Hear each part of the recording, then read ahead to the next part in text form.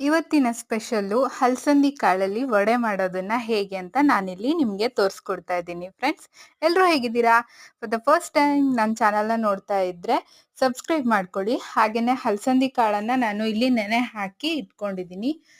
ಬೆಳ್ಳುಳ್ಳಿ, ಕರಿಬೇವಿನ ಸೊಪ್ಪು, ಹಸಿಮೆಣಸಿನಕಾಯಿ, ಶುಂಠಿ ಹಾಗೇನೆ ಕಾಳು ಮೆಣಸಿನ ಕಾಳನ್ನ ತಗೊಂಡಿದ್ದೀನಿ ನಾನು.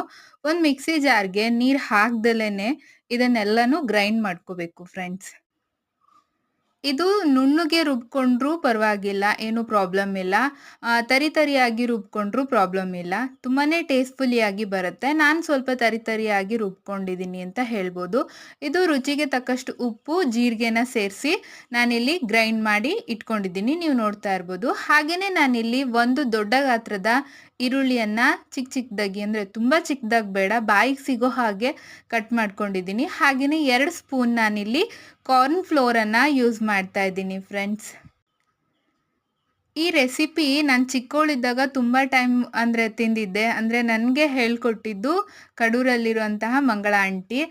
ನಾವು ಸ್ವಲ್ಪ ಪ್ರಮಾಣದಲ್ಲಿ ಮಾಡ್ತಾ ಇರೋದ್ರಿಂದ ಒಂದು ಚಿಕ್ಕ ಬಾಣಲೆನ ಇಟ್ಕೊಂಡಿದ್ದೀನಿ. ಎಣ್ಣೆನ ಕಾಯೋದಕ್ಕೆ ಕೂಡ ಇಟ್ಕೊಂಡಿದ್ದೀನಿ. ನಾನಿಲ್ಲಿ ಯೂಸ್ ಮಾಡ್ತಿರುವಂಥ ಎಣ್ಣೆ ಬಂದು ಫಾರ್ಚೂನ್ ಆಯಿಲು.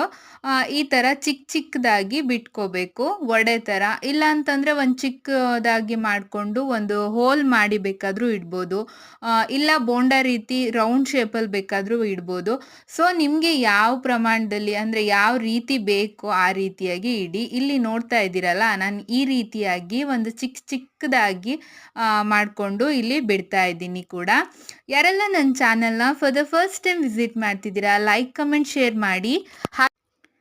ಸಬ್ಸ್ಕ್ರೈಬ್ ಮಾಡ್ಕೊಳ್ಳಿ ಫ್ರೆಂಡ್ಸ್. ಇದೇ ರೀತಿಯಾದ ಒಳ್ಳೊಳ್ಳೆ ರೀತಿಯ ಅಡುಗೆಯನ್ನು, ನನಗೆ ಬರುವಂತಹ ಅಡುಗೆನ ನಾನು ನಿಮಗೆ ತೋರಿಸ್ಕೊಡ್ತೀನಿ. ಹಾಗೆಯೇ ಹೊಸ ರೆಸಿಪಿಗಳನ್ನು ಕೂಡ ಕಲಿತ್ಕೊಂಡು ನಾನು ನಿಮಗೆ ತೋರಿಸ್ಕೊಡ್ತೀನಿ ಅಂತ ಹೇಳಿ.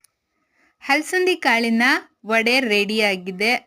ತುಂಬಾ ರುಚಿಯಾಗಿರುತ್ತೆ ಅಂತ ಹೇಳ್ಬೋದು ಫ್ರೆಂಡ್ಸ್. ಒಂದ್ಸತಿ ಟ್ರೈ ಮಾಡಿ ಅಲ್ಲ.